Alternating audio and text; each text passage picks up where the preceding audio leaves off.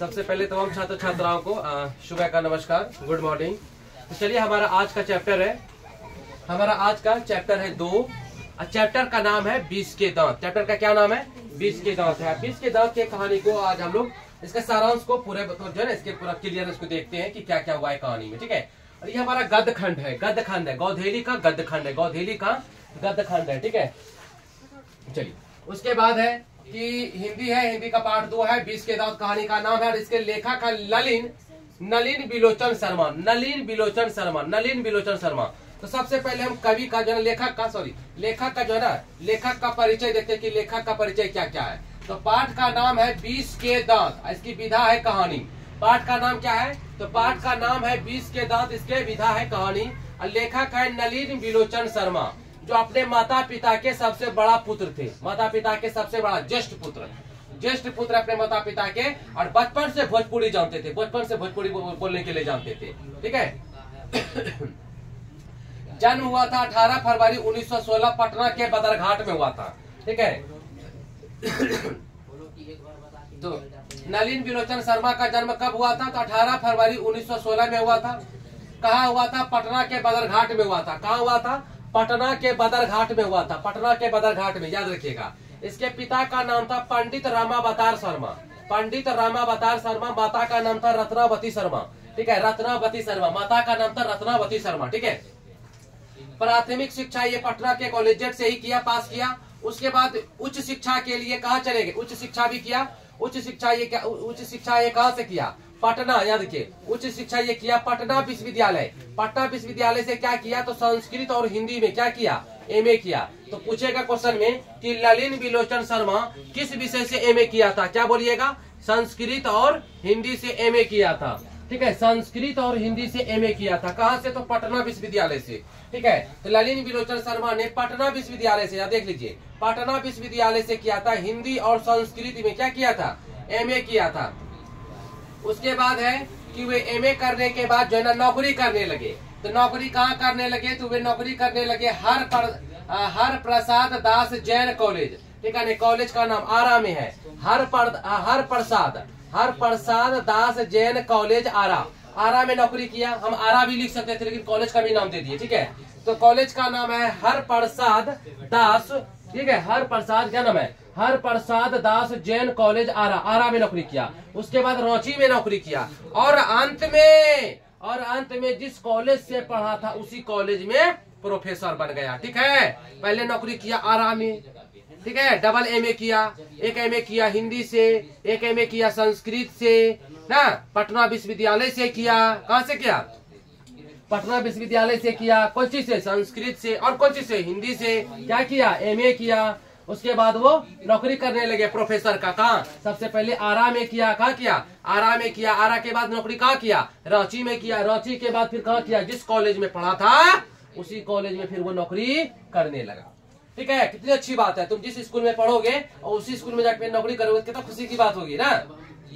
वही बात है। तो नलिन बिलोचन शर्मा जिस कॉलेज से उन्होंने एमए किया था उसी कॉलेज में जाकर के फिर क्या करने लगा? जॉब करने लगा। क्या करने लगा? जॉब करने लगा। और जॉब करते करते करते करते हिंदी विभाग के अध्यक्ष बन गए। क्या बन गए? हिंदी विभाग के क्या बन गए? अध्यक्ष बन गए। कब बन गए? तो 1959 में बन गए। कितना में? 1959 में। किस विभाग के? हिंदी विभाग के। क्या बन गए? अध्यक्ष बन गए। क्या बने बताओ? अध्यक्ष बन गए। ठीक है, अध्यक्ष बन गए। कब? 1959 में। कहा? पटना विश्वविद्यालय में। कहाँ पे? पटना विश्वविद्यालय में। किस विभाग के? तो हिंदी विभाग के बन गए। क्या बन गए भाई? अध्यक्ष बन गए। कब बन गए? 1959 में बन गए। फिर उसके बाद कुछ दिन के बाद ना इसकी डेथ हो गई। कब डेथ हो गई? तो 1961 में। 1961 में इसकी मृत्यु हो गई। 1961 में क्या हो गई? मृत्यु हो गई। ठीक है, चलो अब मृत्यु तो हो गई। तो इन्होंने कुछ बहुत सारे कहानी, कविता, गद्य, निबंध, पत्रिका भी लिखा है। तो इसके बारे में देखते हैं कि इसके प्रमुख कहानी व कविता रचना। ठीक है, इसके प्रमुख कहानी क्या क्या है, कौन कौन से कहानी इन्होंने लिखा है, कौन कौन सा मतलब की रचना इन्होंने दिया है। तो पहला है इसका दृष्टिकोण। पहला क्या है इसका? दृष्टिकोण। पूछेगा कि नलिन बिलोचन शर्मा का इसमें से कौन कहानी? तो बोलेंगे दृष्टिकोण। एक दृष्टिकोण नाम का लिखा है। उसके बाद है साहित्य का इतिहास दर्शन। साहित्य का इतिहास दर्शन। उसके बाद है 20 के दत्त, जो आप पढ़ रहे हैं, 20 के दत्त भी लिखा है ना, जो आप पढ़ रहे हैं। उसके बाद है नकेन के प्रपद, नकेन के प्रपद भी है। उसके बाद है संत परंपरा और साहित्य आदि प्रमुख ग्रंथ हैं। इस तरह से बहुत सारे ग्रंथ इन्होंने लिखा है। एक बार हम फिर इसको दोहराते हैं, देखिए यहाँ पे प्रमुख कहानी और कविता। प्रमुख कहानी कविता कौन है? पहले दृष्टिकोण, क्या है? दृष्टिकोण। दृष्टिकोण के बाद है साहित्य का इतिहास दर्शन, साहित्य का इतिहास दर्शन है। फिर यहाँ पे 20 के दत्त, जो आप पढ़ रहे हैं अभी। उसके बाद है नकेन के प्रपद। उसके बाद है संत परंपरा और साहित्य, इसके मुख्य ग्रंथ है, इसके क्या है? मुख्य ग्रंथ है। उसके बाद है यह कहानी 20 के दत्त जो मध्यम वर्ग को दर्शाती है। ठीक है, ये जो कहानी है ना, इस कहानी का नाम है 20 के दत्त, जो मिडिल क्लास फैमिली को, मध्यम वर्ग को दर्शाता है कि तुम छोटा हो, छोटा ही बन के रहो, हम अमीर है तो अमीर जैसे रहेंगे। ठीक है, मेरा रुआब चलेगा, तुम्हारा रुआब नहीं चलेगा।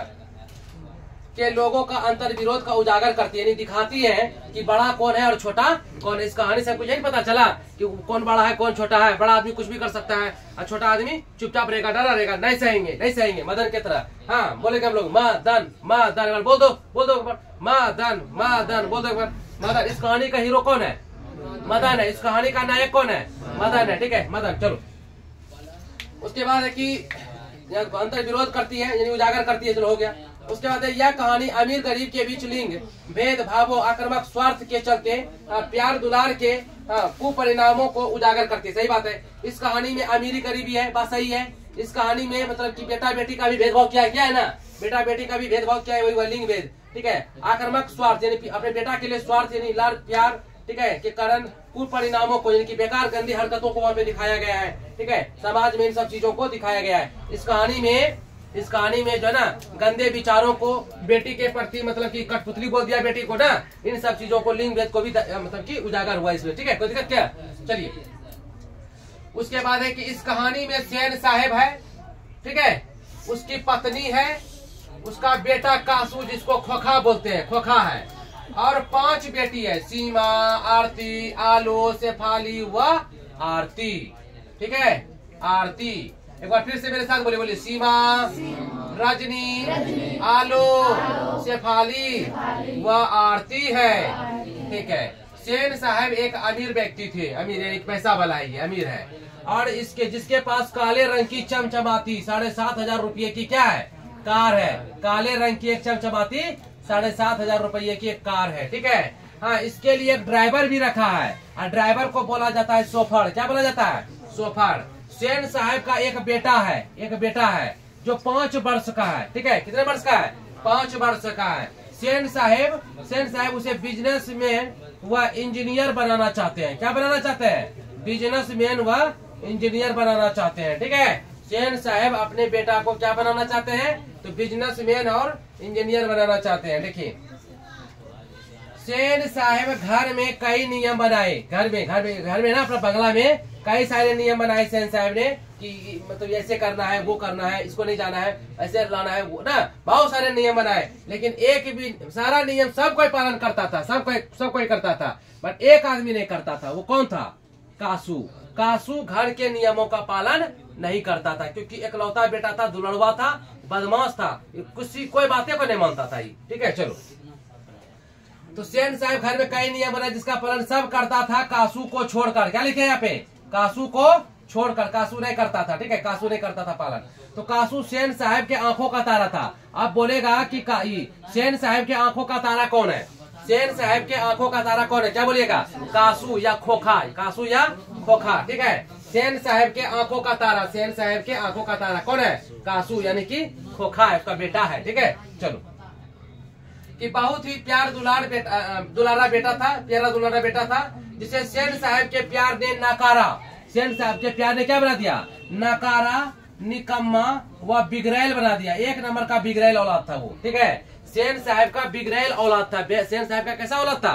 बिगड़ैल औलाद। मेरे घर में ऐसा बच्चा रहेगा, 4 थाप मार देंगे, भूत खत्म। ठीक है, समझ गया ना, सब दुलार का भूत खत्म हो जाएगा। ठीक है, किसी के भी घर में रहे, उतना मन चढ़ाने का नहीं है। ठीक है, उतना मन बढ़ाने का नहीं है जितना सेन साहब ने बढ़ा दिया था। सेन साहब ने अपना बेटा कासू को बहुत छूट दिया था, बहुत, हर चीज में क्या दिया था? छूट दे दिया था। चलो, इसीलिए उसका बेटा क्या बन गया? नकारा, निकम्मा और बिगड़ेल बन गया। और दोष दिया किसको? दोष दिया मदन को कि ऐसे ही लड़के चोर और उचक्के बनते हैं। अपना बेटा को नहीं देखा और दूसरे को बेटा को बोल दिया, नहीं बोल दिया। चलो उसके बाद देखो यहाँ पे सेन साहब अपने बेटियों को कठपुतली मानते हैं, मानते हैं ना? सेन साहब बेटियों को क्या मानते हैं? कठपुतली मानते हैं। कहता है सेन साहब को अपने कार पर बहुत नाज है। क्या है? अपने कार पर इसको क्या है? बहुत नाज है इसको। कासू के द्वारा गाड़ी के शीशा, ठीक है, कासू के द्वारा गाड़ी का शीशा तोड़ने व हवा निकालने पर कासू ने गाड़ी का एकदम शीशा को तोड़ दिया था, हवा भी निकाल दिया। तो सेन साहब कुछ नहीं कहा, बोला सेन साहब ने, ठीक है, सेन साहब कुछ नहीं कहा मेरा बेटा ना मतलब सीख रहा है, आगे तेज है, मेरा बच्चा तेज है, उसको तोड़ तोड़ के सीख रहा है, कुछ बढ़िया करना चाहता है, कुछ बढ़िया बनना चाहता है। बताओ, कुछ नहीं बोला, इन्हें की डांटे, कुछ डांटा भी नहीं। चलो सेन साहब के ना उम्मीद बुढ़ापे का सहारा, यानी कि इसका बुढ़ापे का सहारा भी नहीं है, ये ना उम्मीद, कोई उम्मीद नहीं है इसको, ठीक है, इतना लाड़ दुलार कर रहा है लेकिन इसका ना उम्मीद का सहारा, ये ना उम्मीद सहारा है, ठीक है ना? सेन साहब का क्या है? ना बुढ़ापे का कोई सहारा भी नहीं बन सकता, इतना बेकार लड़का बन गया, ठीक है। चलो वही है। तो पूछे क्वेश्चन आएगा कि सेन साहब के ना उम्मीद बुढ़ापे का सहारा कौन है? तो कासू। कासू अपराह्न रहेगा तो दे देना उसमें क्या? खोखा। क्या देगा? खोखा, ठीक है। खोखा खोखी, खोखा मतलब होता है बेटा, खोखी मतलब बेटी, बंगला शब्द है। कौन शब्द है? अब पूछेगा कि खोखा खोखी कैसा शब्द है? तो बंगाली शब्द है। कैसा शब्द है रे? बंगाली। बेटी को बोला जाता है खोखी। क्या बोला जाता है? खोखी। और बेटा को बोला जाता है खोखा। कैसा शब्द है ये? तो बंगाली शब्द है, बांग्ला शब्द है। चलो कहता है कि वही गिरधर लाल सेन साहब के यहाँ किरानी का काम करते थे ना? सेन साहब किसके यहाँ काम करते? गिरधर लाल किसके यहाँ काम करते थे? गिरधर लाल किसके यहाँ काम करते थे? सेन साहब के यहाँ काम करते थे। कौन सा काम करते थे? किरानी का काम करते थे। घर के आगे लगी कार को छूने पर ड्राइवर ने मदन को धक्का दे दिया ना। आगे में कार लगा हुआ था, मदन ने सिर्फ छुआ था और क्या किया? ड्राइवर ने क्या किया? धक्का दे दिया। हट, भाग यहाँ से, चलो चलो। धक्का दे दिया और उसके बाद उसको पीटा भी, और उसके फिर उसके पापा ने भी पीटा। सेन साहब ने बातों बोला कि ऐसे ही लड़के चोर उचक्के बनते हैं। मदन के माँ को डॉटबो किया सेन साहब ने, अपना बेटा को ले जाओ, यही से बेटा चोर उचक्का बनता है ना, इस प्रकार से। फिर घर जाकर के पिताजी ने उसको पिटबो किया। पिटने के बाद बोलता था पप्पा नहीं मारो, अब छोड़ी दा, पप्पा हो अब नहीं करवे ना। तो जब सुनने के बाद जगह पे कहता है कि वही सेन साहब ने कहा कि ऐसे ही लड़के क्या बनते हैं? चोर और उचक्के बनते हैं, ठीक है, जगह पे। तो मदन के रोने पर सेन साहिबा यानी उसकी पत्नी ये बुढ़िया देखो क्या करती है? बुढ़िया कहती है कि कौवे की तरह चिल्ला रहा है। क्या होता है? कौवे की तरह चिल्ला रहा है, ठीक है। नहीं रोता था वो, मदन रो रहा था ना, बता कौवे की तरह चिल्ला रहा है। एक दिन घर के पास गली में मदन अपने दोस्तों के साथ क्या खेल रहा था? एक दिन गली में मदन अपने दोस्तों के साथ क्या खेल रहा था? लट्टू घुमा रहा था। तभी वहाँ कासू आ पहुंचा। तभी वहाँ कौन आ पहुंचा? कासू आ पहुंचा और कहने लगा लट्टू हम घुमाएगा, लट्टू हम घुमाएगा। मदन बोलता है नहीं, तुमको नहीं देंगे खेलने। लट्टू है तुम्हारे पास जो खेलेगा? बोला नहीं। बोला हम खेलेगा। बोलता नहीं देंगे खेलने। बोलता हम खेलेगा। बोला नहीं देंगे खेलने। बस हो गया, दोनों में फैटी हो गया। चलो तभी मदन ने कहा तुम्हारे पास लट्टू है जो तुम घुमाएगा, जाओ यहाँ से, भागो, ठीक है। तो इसी बात पर कासू और मदन में झगड़ा हो गया, जिससे मदन ने कासू के 2 दांत तोड़ दिए, ठीक है। 2 दांत क्या कर दिए? तोड़ दिए। लेखक ने इस लड़ाई को क्या कह दिया? लेखक ने इस लड़ाई को कहा गली के कुत्ते व बंगले के पिल्ले। क्या बोला इसको? गली के कुत्ते हो गया, गली के कुत्ते, और एक हो गया बंगले के पिल्ले। बंगला का पिल्ला, गली का कुत्ता। तो लेखक ने क्या कहा इसको? इस लड़ाई को क्या कहा लेखक ने? लेखक ने लड़ाई को क्या कहा? गली के कुत्ते और बंगले के पिल्ले कहा है, ठीक है। फिर वही सेन साहब ने मदन के पिता गिरधर लाल को बुलाया। ए गिरधर इधर आओ। क्या बोलता है? ए गिरधर इधर आओ, तुम अपना बेटा को काबू में करो। क्या बोलता है?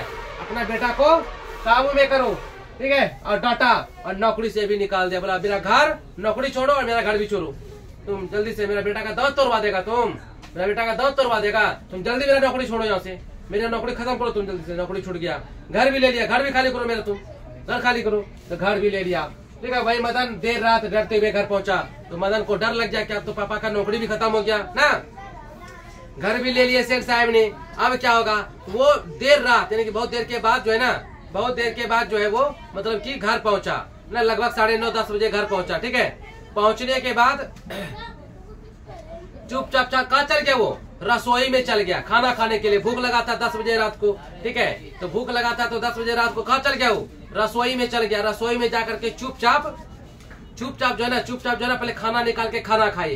क्या खाया? खाना खाया। वो खाना खाने के बाद जैसे सोचा कि चुपचाप जो है ना उल्ट ना जा करके सो जाएंगे, उसका एगो थरिया पे कटोरा पे लात धड़ा गया, ढन ढन ढन ढन ढन हो गया किचन में। तो सब और मतलब चौंक गया। तो देखता है धीरे धीरे मदन बाहर निकल के देखता है पिताजी और मम्मी जी यानी कि गिरधर और अपनी पत्नी से बातचीत कर रहा है आपस में, जो धीरे धीरे बात कर रहा था, फुसुर बात कर रहा था, कुछ करता होगा बात, ठीक है। उसके बाद फिर मदन को बुलाया, मदन इधर आओ बेटा, मदन इधर आओ। आया, बुलाया इसको, मतलब कि लाड़ दुलाड़ किया, गर्व से बोलता है बेटा तुम बहुत अच्छे हो। हम फिर गला लगाया इसको। क्या लगाया? गला लगाया। तो इस कहानी, लेकिन इस बार गिरधर लाल ने अपने बेटे मदन को गर्व से गले लगा लिया। पिटा नहीं पीटा था, नहीं पीटा था। इस कहानी में अमीरों द्वारा गरीबों पर अत्याचार है। क्या है? अमीर ने गरीब पर क्या किया? अत्याचार किया। अमीर ने गरीब पर क्या किया? अत्याचार। यही किया। इस कहानी से क्या सीखे हम? कि अमीर गरीब पर क्या कर रहा है? अत्याचार कर रहा है, ठीक है। इस प्रकार से ये कहानी आपका यहीं पे खत्म होता है, समझ गए ना। और मतलब कि 2 चैप्टर खत्म हो गया, बचा है और 10 चैप्टर। तो हर रोज 1 चैप्टर होगा, ठीक है, यानी कि 1 लेक्चर रोज होगा। उसके बाद फिर चलेंगे हम लोग नेक्स्ट क्लास में, नेक्स्ट सब्जेक्ट में चलेंगे। इस प्रकार से आपका टोटल क्लियर कर दिया जाएगा। तो मिलेंगे फिर अगले वीडियो में, ठीक है, अगले चैप्टर को लेकर के, अगले पार्ट को लेकर के। तो तब तक के लिए जय हिंद, टाटा बाय बाय। आप मेरे चैनल पे नए हैं तो चैनल को सब्सक्राइब कीजिए, लाइक कीजिए, बेल आइकन का घंटी फट बजाइए, टन बजाइए। कोई दिक्कत है अपने दोस्तों में इसको शेयर कीजिए। और सबसे जरूरी बात यह है कि एग्जाम में जाने से पहले आराम से जो है इसमें कान में एकदम से ईयरफोन लगा लेना है। ईयरफोन लगा करके और 2 बार 3 बार अभी भी देखिए। अब जैसे यहाँ पे वीडियो अपलोड होगा आराम से जाकर के 2 बार देखिए। फिर एग्जाम में जाने से पहले देख लीजिएगा। आपका एक भी नंबर यहाँ से नहीं जाएगा। हम तो ये बात बताया ही नहीं आपको कि यहाँ से भी आपका 5 अंक आने वाला है। 5 अंक, 3 अंक आएगा ऑब्जेक्टिव से और 2 अंक आएगा सब्जेक्टिव से। तो 5 अंक। इस चैप्टर से भी 5 अंक है आपका। इस चैप्टर से कितने अंक है? 5 अंक है। चलिए ठीक है। तो थैंक यू सो मच बच्चों, जल्द मिलते हैं अगले वीडियो में। जय हिंद।